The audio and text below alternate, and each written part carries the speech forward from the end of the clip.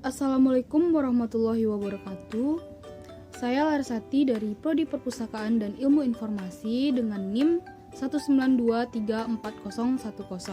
Pada kesempatan kali ini, saya akan menjelaskan tentang aspek-aspek keminangkabauan. Aspek yang pertama yaitu sejarah terbentuknya Minangkabau, yang kedua ada sosial dan budaya Minangkabau, yang ketiga sistem kekerabatan Minangkabau, dan yang terakhir yaitu sistem kepemerintahan di Minangkabau. Langsung saja kita masuk pada penjelasan kali ini. Sejarah Minangkabau. Sejarah Minangkabau bermula dari desa yang berada di Kecamatan Sungayang, Tanah Datar, Sumatera Barat. Menurut kisah masa lampau yang berkembang pada waktu itu, datanglah kerajaan dari Pulau Jawa yang ingin menguasai tanah Pagaruyung dengan melaksanakan adu kerbau. Singkat cerita, karena kerbau yang dimiliki oleh kerajaan Pulau Jawa itu besar dan ganas, maka rakyat Pagaruyung bingung ingin mencarikan lawan yang sepadan dengan kerbau tersebut. Muncullah ide dari masyarakat Pagaruyung untuk mencarikan lawan dengan anak kerbau yang masih menyusu. Lalu dipasangkan sebuah tanduk runcing yang berasal dari emas. Anak kerbau tersebut dibiarkan kehausan sehingga pada waktu pertandingan telah datang, anak kerbau dari Minang tersebut menyangka kerbau dari Pulau Jawa yang besar dan ganas itu induknya dan menanduk perut kerbau lawan tersebut, sehingga apa yang terjadi?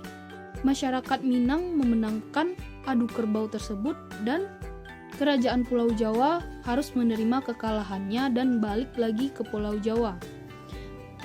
Karena kemenangan tersebut, maka terbitlah kata-kata Manangkabau, Manangkabau, Manangkabau. Bisa disimpulkan, menurut sejarah, asal dari kata Minangkabau berasal dari adu kerbau yang menang, adat Minangkabau. Adat Minangkabau berlaku di keseharian masyarakat Minangkabau yang bersifat turun-temurun dari nenek moyang ke anak cucu keturunan.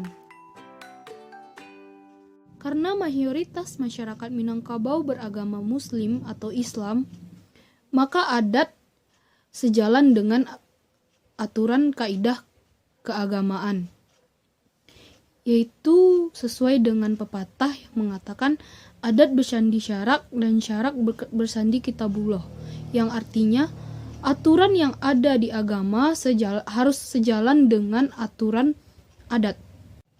Keseharian masyarakat Minangkabau berkomunikasi dengan bahasa Minang, di mana menurut cerita bahasa Minang memiliki kemiripan dengan bahasa Melayu, yaitu bisa dikatakan bahwa bahasa Minang masih masuk ke dalam kategori rumpun Melayu.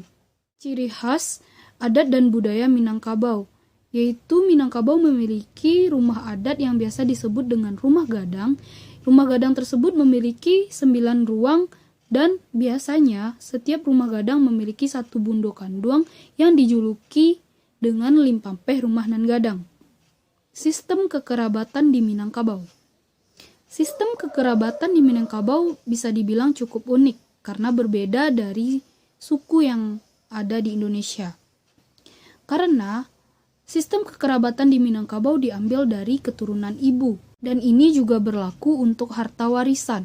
Biasanya satu rumah gadang dihuni oleh satu keluarga yang biasa disebut dengan saparwi, yang berasal dari satu ibu.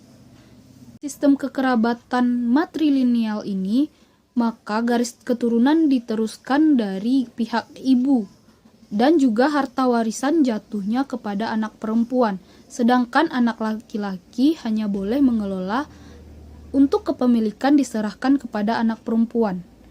Sistem pemerintahan Minangkabau. Awalnya, sistem pemerintahan Minangkabau berbentuk kerajaan, namun dari tahun ke tahun, Indonesia memiliki sistem pemerintahan yang berbeda, maka pada saat ini, sistem pemerintahan di Minangkabau berbentuk sistem pemerintahan kenagarian atau sistem pemerintahan nagari. Sistem pemerintahan nagari yaitu bentuk penyelenggaraannya dilaksanakan oleh nagari dan badan permusyawaratan nagari. Dulunya setiap nagari adalah lembaga yang melaksanakan sistem pemerintahan melalui kerapatan adat nagari atau KAN. KAN ini merangkap lembaga eksekutif, yudikatif, dan legislatif. Keanggotaan KAN dipilih dari perwakilan nini mama, cadik pandai, alim ulama, bundo kanduang, serta jorong dan pemuda. Maka sekian dari penjelasan saya tentang aspek-aspek Keminangkabauan. Kalau ada kata-kata saya yang salah tentang menjelaskan asal-usul dan sejarah Keminangkabauan, saya mohon maaf. Saya akhiri dengan wabillahi taufik wal hidayah. Assalamualaikum warahmatullahi wabarakatuh.